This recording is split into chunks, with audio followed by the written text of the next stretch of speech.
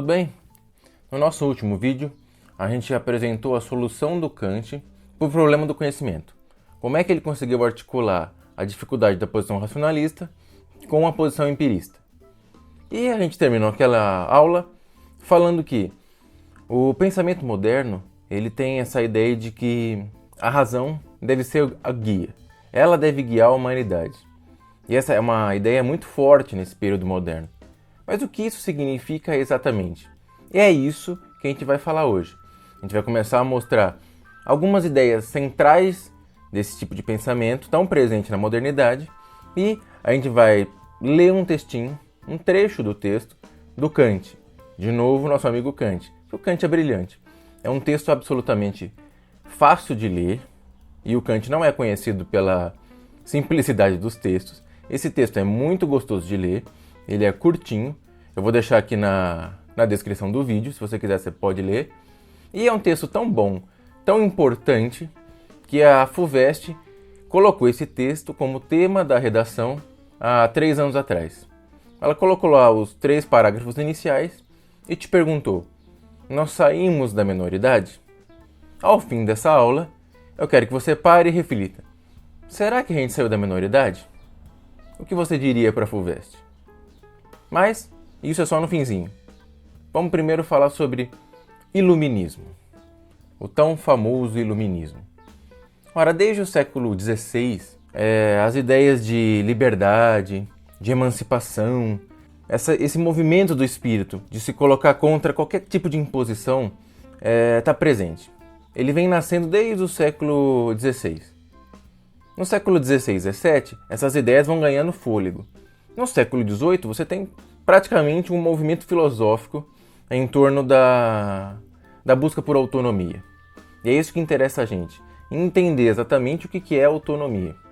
Quando a gente fala em iluminismo, pode dar a impressão que a gente está falando de um grupo de pensadores que concordam com alguns princípios e eles falam que meio que a mesma língua. Não é o caso. Quando a gente está tentando agrupar esse movimento do espírito, que é tão presente no século XVIII, ou XVI, XVII, XVIII, a modernidade de modo geral, esse movimento que é tão presente e que vai ter consequências políticas incrivelmente importantes, a gente pode mencionar aqui a independência americana, a famosíssima Revolução Francesa. No Brasil, a gente vai ter movimentos inspirados nos ideais iluministas, por exemplo, a Inconfidência Mineira, a Conjuração Baiana. São movimentos que vão estar inspirados nessas ideias, nessa ideia de autonomia. Então, quando a gente fala em iluminismo, às vezes dá a impressão de que a gente está falando de pensadores iguais, mas não é o caso. Você tem muitos pensadores que não necessariamente eles falam a mesma língua. O Rousseau, por exemplo, não vai colocar tanta ênfase na razão, por exemplo. Mas todos esses pensadores, Hobbes, Montesquieu, o próprio Descartes, Kant, todos eles, Adam Smith, o sujeito do liberalismo, ora, todas essas pessoas, elas têm esse estado de espírito. Elas confiam que a razão, ela pode não só ser a causa do conhecimento verdadeiro, como ela pode ser a causa da felicidade e pode ser a causa do progresso. E por que felicidade? Ora, porque quando você pensa em felicidade, você atrela isso à política, por exemplo. Um povo bem governado será um povo feliz. Então é por isso que essas ideias, inevitavelmente, vão levar esses sujeitos a não só falar de conhecimento, mas a falar também de política. Para você ter uma ideia, veja essa citaçãozinha do Condorcet, que foi um pensador desse período. Ele vai dizer: o erro e a ignorância são a única causa dos males do gênero humano. Veja que você já percebe de início que a confiança na razão, na capacidade racional, é muito grande. E os erros da superstição são os mais funestos, porque corrompem todas as fontes da razão. Então o que você percebe? É que esses pensadores, o espírito dessa época, coloca muita força na razão. Eles apostam todas as fichas na razão. Então você já percebe que a razão é mais do que aquele instrumento pelo qual nós conhecemos o mundo. É mais do que esse caráter subjetivo, esse caráter filosófico. Ah, como é que eu conheço a coisa? Ah, conheço com as capacidades, conheço com as categorias do entendimento. É mais do que isso. E eles estão falando de uma razão que é mais ampla, que abrange todos os aspectos da vida humana. É pela razão que esses pensadores acreditam que o homem, que o ser humano, ele pode se autodeterminar. Quer dizer o quê? Ele pode escolher ser menos tosco. É a razão que permite ao ser humano ser mais tolerante, agir de comum acordo. É a razão que permite que a gente transforme a vida em sociedade numa vida melhor. Veja, é um tema bastante sensível para a gente hoje em dia. Esse vídeo está sendo gravado em 2020. Se você for olhar as matérias de jornal, for procurar em breve os livros de história, eles falam sobre 2020. O que aconteceu em 2020? Em 2020, a humanidade enfrentou uma pandemia, o coronavírus. Veja, uma pandemia significa que a sua ação individual, ela não é só sua. A pandemia envolve a sociedade como um todo. Quer dizer que, eu não me importo, vou ignorar qualquer tipo de medida que restrinja a minha liberdade. Eu não me importo. Vou sair por aí, que se dane o corona. Não me importaria se eu fosse infectado.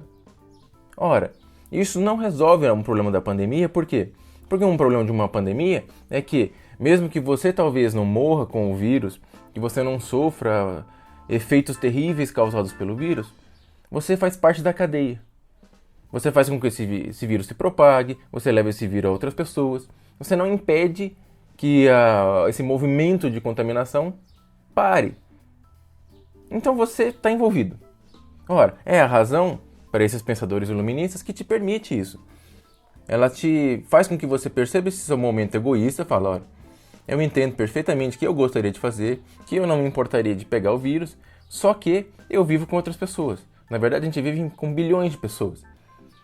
E, infelizmente, quando se trata de uma pandemia, uma ação prejudica o outro. Não dá para ser isolado, a não ser que você viva numa ilha, numa bolha. Mas não é o caso. Então é a razão que pode ajudar a gente a perceber esses movimentos nossos e melhorar. A gente pode ser menos tosco se usar a razão. E a ideia é essa.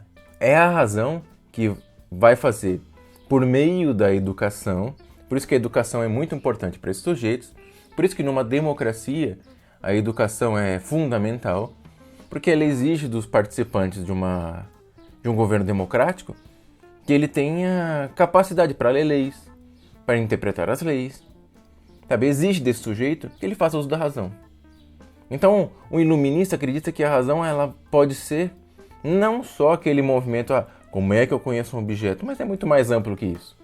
É aquilo que permite que eu possa publicamente me expressar com meus pares, de modo que a gente alcance o melhor acordo.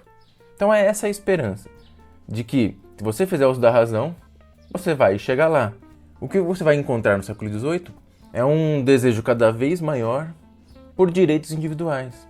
Você não consegue mais aceitar que haja sistemas políticos em que alguns grupos sociais se sobreponham de maneira injusta a outros grupos sociais.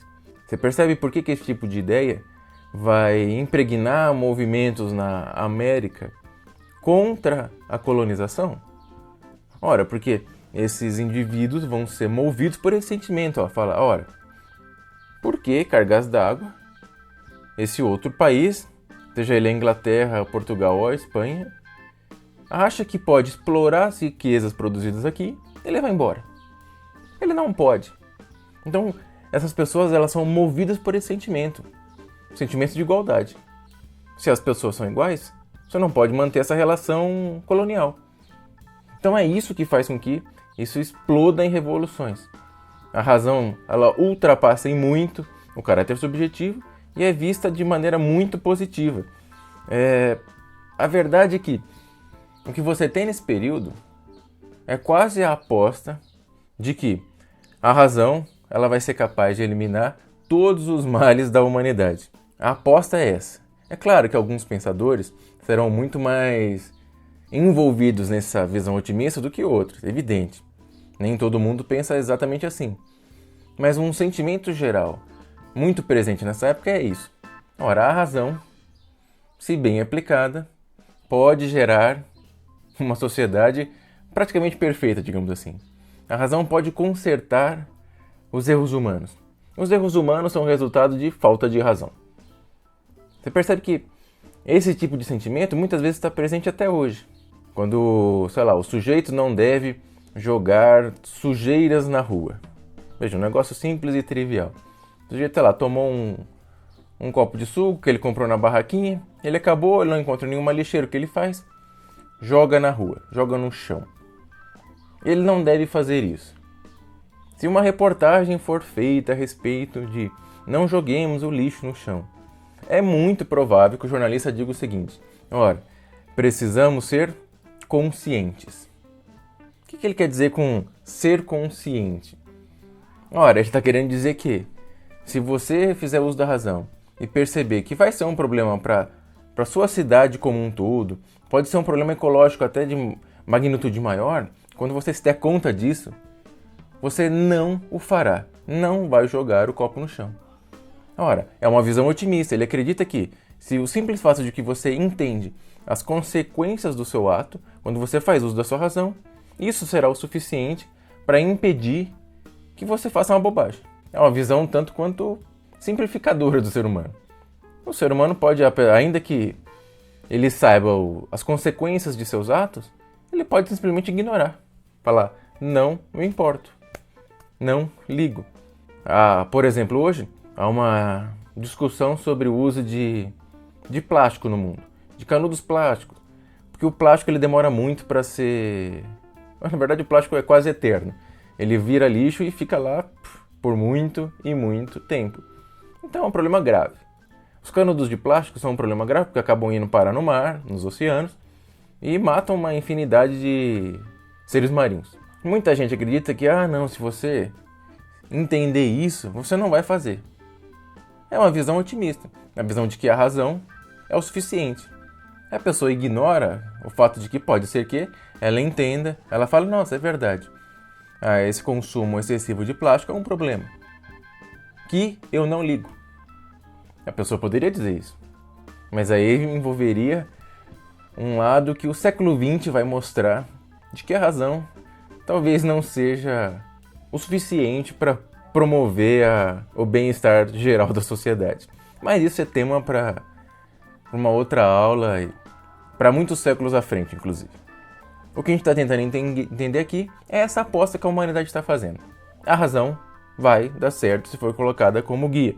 Paralelamente a tudo isso que a gente fala, todo esse movimento filosófico, a esse fervilhar de ideias que exigem igualdade, que exigem liberdade, que exigem fraternidade, exigem que as pessoas se vejam como iguais e vivam em sociedade, de modo racional.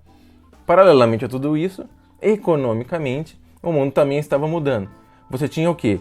Exigências bem concretas, bem ligadas ao mundo real, vindo de comerciantes, de industriais, de empresários, de que não aceitam mais, não é possível mais aguentar a opressão que monarquias absolutistas colocam sobre eles. Sabe, é mais do que a discussão de ideias. É gente real, do mundo real, é uma classe nova, é a burguesia, que simplesmente não tolera mais que haja uma classe social que tente tomar aquilo que ela produz.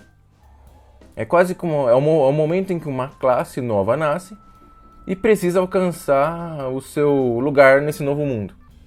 E a nobreza, monarquia absolutista, parece um negócio que já está sendo superado. É esse o momento. Então você tem, de um lado, ideias filosóficas que colocam a razão como guia e com uma visão muito otimista da razão, muito otimista do ser humano, e pessoas do mundo real que trabalham de um determinado modo em que uma monarquia absolutista não faz sentido. Então, o que você tem nesse período iluminista, nesse período que a razão é vista como a luz, o guia da humanidade, é um grande clima de otimismo, um momento que o conhecimento de modo geral, o que eu quero dizer com conhecimento de modo geral? Ora, o que trata de filosofia, o que trata de ciência, o que trata de arte, o que trata de política. Basicamente o conhecimento que o homem pode produzir sobre qualquer tipo de coisa, já que a razão vai ser o guia, então a gente tem que promover mesmo esse conhecimento. É um conhecimento novo, é um conhecimento feito pelo ser humano racional, é a ciência moderna, e não um conhecimento ligado à tradição antiga, à tradição medieval, que ainda tem laços com a religiosidade. Isso tem que ficar de lado. Esse é um problema, é algo que obscurece o ser humano. Um exemplo disso, um exemplo muito famoso, aliás, a produção da enciclopédia, a famosíssima enciclopédia, que se chamava Enciclopédia ou Dicionário Racional das Ciências, das Artes e dos Ofícios. Foi uma obra composta de 27 volumes, gigantesca, que tinha como objetivo, segundo o próprio D'Alembert, sujeito que participou da confecção dessa obra, expor a ordem e o conjunto dos conhecimentos humanos e identificar, em cada ciência e em cada arte, liberal ou mecânica, os princípios gerais que formam a sua base e os elementos essenciais que constituem o seu corpo e a sua substância. Em outras palavras, o que eles estavam fazendo é, o conhecimento muitas vezes ficou obscurecido, porque começou mal, começou com uma base ruim, a gente viu o Descartes criando um novo ponto de partida, era um tipo de conhecimento que muitas vezes era confuso porque ligado à igreja. Então esse pessoal abominava esse tipo de conhecimento confuso. Ora, a modernidade começou a colocar as coisas nos eixos. Esse conhecimento tem que ser produzido. E mais do que produzido, ele precisa ser devidamente organizado e divulgado, exposto. Porque sem esse caráter educacional, sem o acesso a esse conhecimento, a gente nunca vai atingir esse grau de iluminação da sociedade. E esse é o trabalho, esse é o empreendimento monumental, gigantesco. Muita gente participou da confecção dessa enciclopédia. Em português, você pode encontrar uma tradução dos verbetes mais famosos e mais relevantes filosoficamente, digamos assim, que foi uma tradução feita pela editora Unesp. Uma tradução muito boa, que vale muito a pena você comprar se você tiver um dinheiro sobrando. Ou se você acha que isso é uma prioridade mesmo e deixa o arroz e feijão de lado. Esse é o espírito, esse é o clima. Ora, é dentro desse espírito, dentro desse clima de euforia em torno da razão, que o nosso amigo Kant vai escrever um textinho muito famoso. Resposta à pergunta: o que é esclarecimento? Esse é o texto, lindíssimo, é muito bonito mesmo, que a gente vai ler agora. A gente vai ler alguns trechinhos só, em que ele vai explicar que porcaria é, afinal de contas, esclarecimento. O que é essa autonomia que tanto se fala no século XVIII? O que é isso? Então vamos lá. Esclarecimento é a saída do homem da menoridade pela qual é o próprio culpado. Então, poxa, você vê que o texto já começa com os dois pés no peito. Não tem brincadeira. O que é esclarecimento? É sair da menoridade. E a menoridade é culpa nossa. O que é a menoridade? O que é a maioridade? A gente ainda não sabe, acabou de ler uma frase. Mas é culpa nossa. Quando a gente sai disso, pronto, isso é esclarecimento. O que é menoridade? Menoridade é a incapacidade de servir-se do próprio entendimento sem direção alheia. O homem é o próprio culpado por essa incapacidade, quando sua causa reside na falta, não de entendimento, mas de resolução e coragem de fazer uso dele sem a direção de outra pessoa. Saperialdi, ousa fazer uso de teu próprio entendimento. Eis o lema do esclarecimento. Puxa vida, esse texto é de fazer cair lágrimas. É muito, muito bonito. Então, o que é esclarecimento para o Kant? Sair da menoridade. O que é menoridade? É não fazer uso da sua razão, da sua cachola, sem ser guiado por outra pessoa. É você tomar suas próprias atitudes, porque você, racionalmente, pensou, refletiu e escolheu o seu caminho. Isso é sair da menoridade. Maioridade é isso, fazer uso da razão. A citação em latim que ele coloca aqui significa ouse saber. É isso que ele está dizendo. Esclarecimento é isso. Assuma as rédeas da sua vida. E como você faz isso? Ora, fazendo uso da sua cabeça, da sua razão. Sem que ninguém seja seu tutor, sem que ninguém te diga o que fazer. É você que escolhe o que faz da sua vida. Isso é esclarecimento. Mas o Kant, ele prossegue. Porque você viu, quando a gente fica na menoridade, a culpa é nossa. Por quê? Porque falta entendimento? Porque faltou você estudar? Não. Porque você é covarde. É mais fácil deixar alguém comandar a sua vida. Ele prossegue. A preguiça e a covardia são as causas de que a imensa maioria dos homens, mesmo depois de a natureza já os ter libertado da tutela alheia, permaneça de bom grado a vida inteira na menoridade. É por essas mesmas causas que, com tanta facilidade, outros homens se colocam como seus tutores. É tão cômodo ser menor. O Kant aqui ele é extremamente claro. Você deixar que alguém mande na sua vida é muito melhor. Imagine a gente quando encontra um problema na nossa cidade. Tem um problema na cidade. Tem coisa mais comum do que falar, poxa, o governo não faz nada a respeito. É a coisa mais comum entre brasileiros. A gente sempre fala, poxa, e ninguém faz nada. O governo não faz nada. O que é isso? Eu não estou dizendo aqui que não haja de fato problemas que sejam competência do Estado. Não é isso. Mas é que faz parte do espírito nacional brasileiro você sempre atribuir a solução dos problemas que você enfrenta a outra pessoa. Sempre. Todas as vezes. Tem um terreno vazio do lado da sua casa. Olha, ele é vazio. O mato cresce. Você poderia, você mesmo, ou as pessoas do seu bairro, da sua rua, que são afetadas pelo esse terreno, pegar uma enxada e ir lá limpar? Poderia. Isso te afeta. Você pode resolver. Mas as pessoas fazem isso? Não. Elas fazem o quê? Poxa, a prefeitura não veio limpar. Ora, pode ser que judicialmente, legalmente, a responsabilidade caia no final das contas sobre a prefeitura? Pode. Mas e daí? É você que é afetado por aquele terreno. Você pode resolver o problema. Por que você não resolve? É disso que a gente está falando. Ser menor, ficar sob tutela, é fácil, é gostoso. Você não tem que assumir a culpa pela sua responsabilidade. Se alguma coisa aconteceu de errado na sua vida, a culpa é de outra pessoa. Foi ela que me orientou mal. Isso é gostoso. É bom. Mas o que a gente está dizendo chega disso. Já deu o tempo disso. Agora é a hora de assumir a maioridade. Assumir a autonomia. E ele prossegue. Se tem um livro que faz as vezes de meu entendimento, se tem um diretor espiritual que assume o lugar da minha consciência, um médico que por mim escolhe minha dieta, então não preciso me esforçar. Não tenho necessidade de pensar. Se é suficiente pagar. Outros se encarregarão, em meu lugar, dessas ocupações aborrecidas. A coisa mais fácil do mundo é encontrar exemplos práticos disso.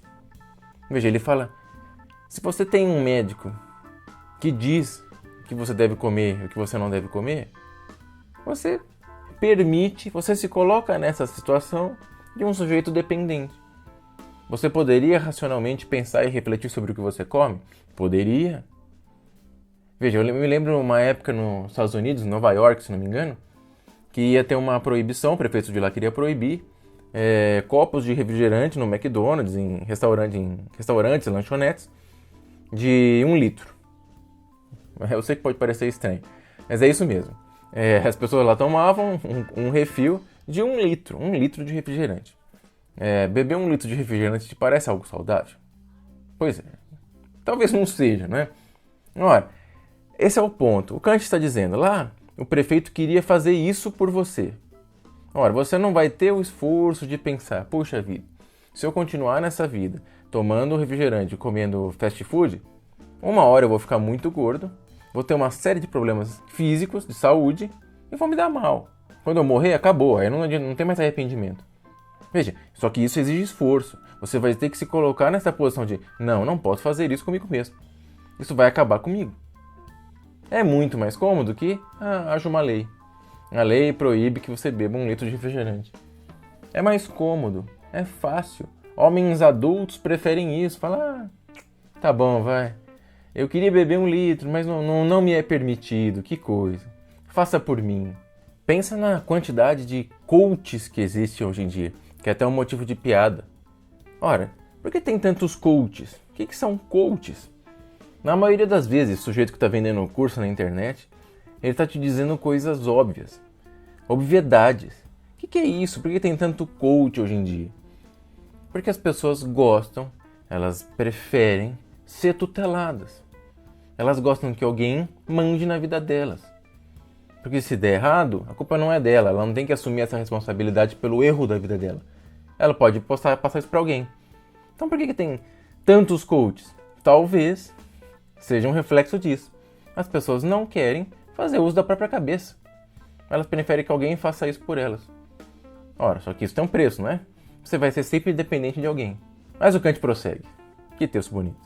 A imensa maioria da humanidade considera a passagem para a maioridade, além de difícil, perigosa, porque aqueles tutores de bom grado tomaram-na sob sua supervisão. Depois de terem, primeiramente, emburrecido seus animais domésticos e impedido cuidadosamente essas dóceis criaturas de darem um passo sequer fora do andador de crianças em que os colocaram, seus tutores mostram-lhes, em seguida, o perigo que é tentarem andar sozinhos. Ora, esse perigo não é assim tão grande, pois aprenderiam muito bem a andar, finalmente, depois de algumas quedas.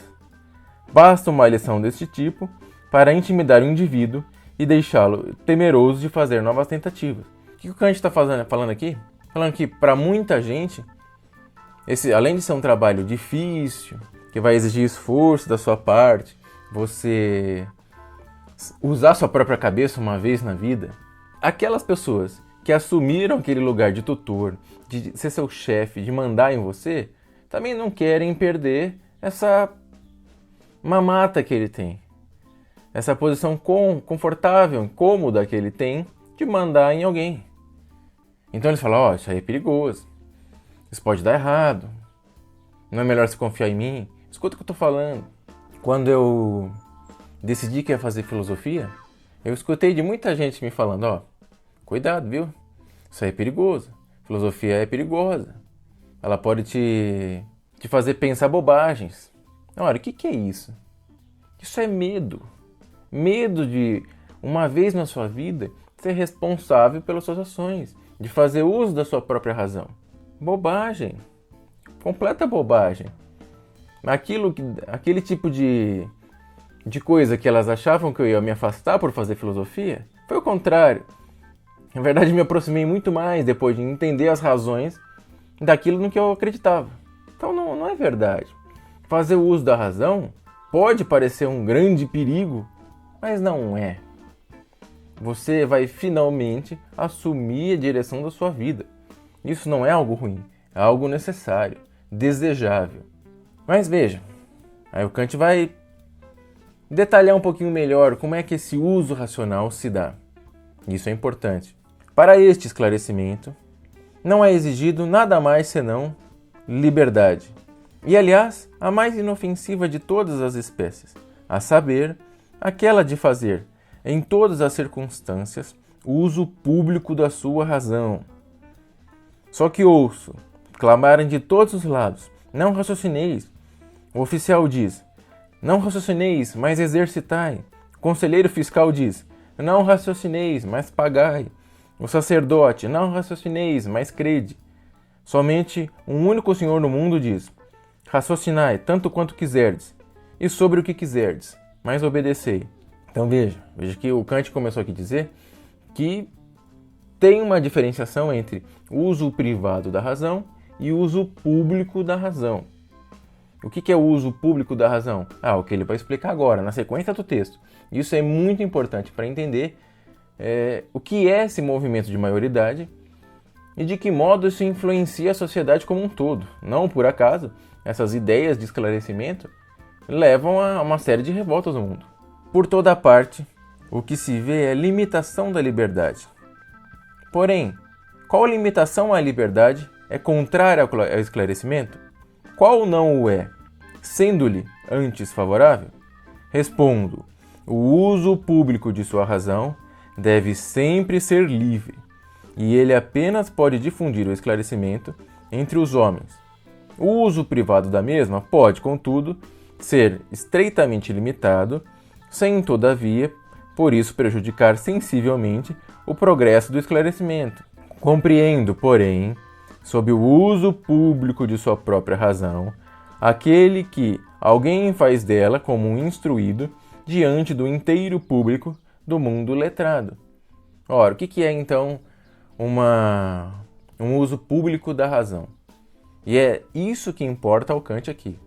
Esse movimento de permitir que o seu próprio entendimento dirija a sua vida interessa especialmente no âmbito público. O que é âmbito público? É quando a gente fala para os cidadãos. Quando você fala para a cidade, o uso público da razão é fundamental. Significa que você pode sim questionar se alguma lei injusta é feita pelo seu prefeito. Veja, aí que tá. Não é que você vai simplesmente falar, não gostei e acabou. Não. Você tem que ter liberdade, e esse é um princípio fundamental para que você saia da minoridade. Você precisa ser livre para poder questionar. Tá falando, opa, acho que essa lei é injusta. Acho que essa lei vai gerar consequências que não são aceitáveis. Ora, isso é fazer uso público da razão. Por isso que é tão importante que a educação atinja a todos numa sociedade democrática. É preciso que as pessoas tenham condições de se valer da razão. Você precisa ter educação básica. Sem isso, ela vai ficar fora. Imagina a pessoa que não é alfabetizada. Se ela não tem acesso às leis, como ela vai fazer o uso público da razão? Ela vai ficar excluída disso. Por isso que é tão importante que você seja alfabetizado. Por isso que é tão importante que a educação atinja todas as esferas de uma sociedade. Porque senão você não terá maioridade. Você não sairá desse estado de dependência. E o que é o uso privado da razão? Kant explica também. Denomina o uso privado aquele que ele pode fazer de sua razão em determinado posto ou em cargo público a ele confiado. Ora, em alguns ofícios que concernem ao interesse da coisa pública, um determinado mecanismo faz-se necessário, através do qual alguns membros da República precisam comportar-se de modo puramente passivo, para que, através de uma unanimidade artificial, sejam orientados pelo governo a fins públicos, ou ao menos para impedirem a destruição destes fins. Aqui, evidentemente, não é permitido raciocinar, antes deve-se obedecer. Porém, tão logo esta parte da máquina se considera como um membro de uma inteira república, sim, até mesmo da sociedade civil universal, portanto, na qualidade de alguém instruído, que se dirige por meio de escritos a um público em sentido próprio, pode naturalmente raciocinar, sem que, por isso, prejudique os ofícios a que em parte está ligado como um membro passivo. O Kant vai dar exemplos do que ele está falando aqui. Mas é fácil entender. O uso privado que ele se refere, imagina que você tem uma função pública. Que você seja, sei lá, um servidor público. Você tem uma função lá dentro. Ora, o seu trabalho, quando bem feito, vai fazer com que uma instituição pública atinja determinada parcela da sociedade. Ora, então quando você está dentro desse sistema, dessa máquina funcionando, você está fazendo o uso privado da sua razão. É a sua razão particular. Você pensa, claro que você pensa. Mas não é o momento de ficar, se o seu chefe falou, ó, você precisa fazer isso aqui e aquilo lá para funcionar o negócio. Não é o momento de você questionar e bater na mesa e falar, não pode ser assim e assado. Ele está falando, ó, nesses momentos, você tem que cumprir a sua função. Não é aí que você está fazendo o uso da razão que te leva à maioridade. Não é nesse caso. Não é nesse momento. Só que você pode, muito bem, depois, quando você não está mais se referindo ao seu chefe, mas quando você está falando para a sociedade civil universal, que o Kant diz aqui, quando você fala para a humanidade como um todo, o Kant tem essa visão cosmopolita. Quando você está se referindo à comunidade de pessoas que são racionais, que podem entender as suas palavras, que podem entender seus argumentos, que podem ler as leis a que você se refere, quando você se insere nesse grupo, quando essa é a sua audiência, aí sim você está fazendo o uso público da razão. E aí sim você pode questionar, falar, não, veja lá, aquela ordem, aquele modo de trabalhar que tem na minha instituição pública é ruim, é ineficiente, é injusto, está deixando de fora pessoas que deveriam integrar aquele serviço. Aí você pode, mas aí porque você não está dentro do mecanismo de trabalho se reportando ao seu chefe. Não, você está falando à comunidade de pessoas que vivem com você. É como se você entrasse numa audiência onde todos são iguais, porque a razão os iguala. Quando você faz isso, aí sim você está fazendo o uso público da razão. Você está sendo maior, saindo daquele estado de dependência. Então Kant dá alguns exemplos. Veja como esse texto é um texto didático do Kant. Assim, seria muito prejudicial se um oficial que recebesse alguma ordem de seus superiores quisesse abertamente raciocinar em serviço sobre a conformidade ou o benefício desse comando. Ele deve obedecer. Veja, quando ele está trabalhando, não é o momento de ficar toda hora, será que essa é uma boa? Será que não é? Não. Você está em trabalho. As coisas precisam funcionar. Nesse momento, é para você obedecer. Não é para você ficar questionando nessa hora. Senão as coisas nunca irão funcionar jamais. Mas não se pode recusar-lhe devidamente que faça observações sobre os erros no serviço militar e as exponha à apreciação de seu público. Veja, esse é o ponto. Durante o seu trabalho, faz sentido que você cumpra as ordens que te foram passadas. Mas depois, quando você está se dirigindo, não ao seu chefe, ao seu comandante, mas você se dirige à comunidade pública que é interessada, que recebe os benefícios da sua ação, enquanto pessoas racionais, aí você pode. Aí você tem liberdade para fazê-lo. Aí você pode questionar, veja, hoje a gente trabalhou dessa maneira, me parece que esse modo é injusto, é ruim, vai levar a certos problemas. Aí você pode. Aí fazer o uso público da razão faz sentido. Mais um exemplo do Kant. Agora não com um soldado, mas com um cidadão, com a gente. O cidadão não pode recusar-se a arcar com os impostos que lhe são cobrados. Uma censura impertinente de tais taxas, na ocasião em que deve pagá-las, pode até mesmo ser punida como um escândalo, que poderia ocasionar insubordinações generalizadas. Tem muita gente que, quando entende que o Estado é grande demais, que é um sujeito liberal, que acha que o Estado deveria ser menor, reclama da cobrança de impostos. Então veja, o que o Kant está dizendo aqui? Ora, você deve pagar os impostos? Você deve pagar os impostos. Esse é o momento de obedecer. A lei existe, os impostos estão aí. Você não é hora de sonegar.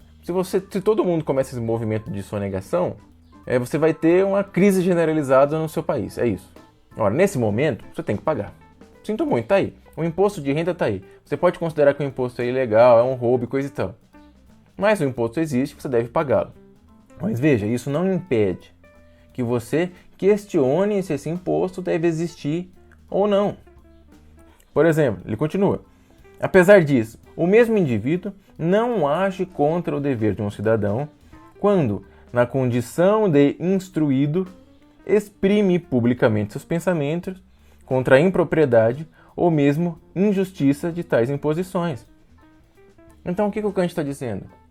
É claro que numa sociedade que se acredita esclarecida, você pode, enquanto cidadão, e esse é o ponto, cidadão, um membro participante da coisa pública, dessa sociedade racional, você pode questionar, você pode levantar argumentos contra o imposto X ou o imposto Y.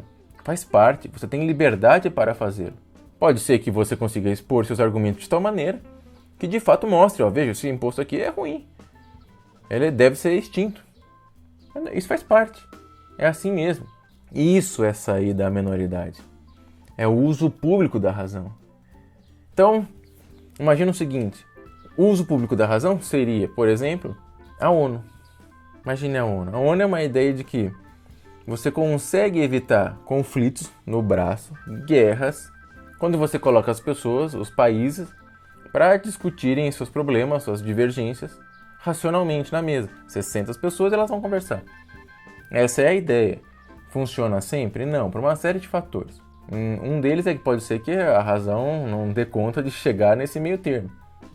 Outro é que, ora, como a ONU é estruturada hoje, alguns países têm mais poder lá dentro do que outros. Ora, então isso corrompe a relação do diálogo. Então o diálogo nasce viciado. Mas a ideia é essa, a de que você seja capaz de impedir conflitos, impedir guerras, que são barbáries, que são coisas horríveis, porque você é capaz de sentar à mesa e discutir racionalmente seus argumentos. Essa é a ideia. Então o que você tem quando você lê o texto do Kant? O que isso te acrescenta quando você está tentando entender o que é essa coisa que é o iluminismo? O que é o esclarecimento? Você percebe que para você atingir esse estado de maioridade é inevitável que você tenha liberdade. Não é possível fazer uso da razão em seu caráter público sem liberdade. Tem que ter liberdade. E você percebe também que o Kant entende que é diferente o uso privado da razão do uso público. São âmbitos diferentes de ação de cada razão.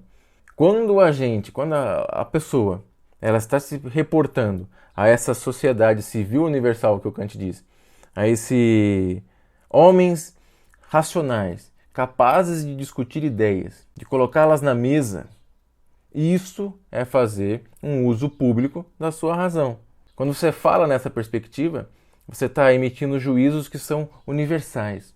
Não é, eu gosto disso porque no meu dia a dia eu sou assim. Não. Você sabe que quando você fala, ora, a cidade deve tomar tal decisão, você pensa na universalidade, você pensa no geral, você pensa na vida em grupo, em sociedade. Você sai desse caráter particular e tenta formar uma opinião que se aplica a todos. E quando você está inserido num mecanismo, é aquilo que o Kant chama de uso privado da razão. Você faz uso da razão naquele seu trabalho do dia a dia. Agora, quando você vai falar para a comunidade de pessoas racionais, aí o negócio muda de figura. Aí é diferente. Aí você tem liberdade para fazê-lo. Isso é esclarecimento para o Kant. Você entende por que esse movimento, essas ideias são tão fortes para mover as pessoas a reagirem politicamente. As pessoas precisam de liberdade para fazer uso público da razão. Não dá mais para aguentar uma monarquia absolutista, por exemplo. Não dá para aguentar um colonizador te explorando. Não é mais aceitável, porque a racionalidade tende a igualar você ao sujeito que te explora. Então não há razão para ter exploração. O que você faria se estivesse diante da redação da FUVEST? Você acredita que a gente saiu da minoridade? Que a gente faz esse uso público da razão? Que a gente tem liberdade para fazê-lo e tem responsabilidade para assumir os riscos que essa autonomia impõe? Porque quando você é o responsável pela sua vida, você também é o responsável pelos sucessos e pelos fracassos. Será que a gente saiu da minoridade? Não sei. A liberdade, ela é fundamental para que você atinja esse esclarecimento. Será que a liberdade não seria justamente aquele elemento que permitiria que a gente fizesse de novo uma ciência do absoluto? Afinal de contas, a liberdade ela possui tanto um caráter subjetivo quanto um caráter objetivo. Será que não chegamos àquilo que faltava? Pois bem, isso é o tema da próxima aula. Até lá!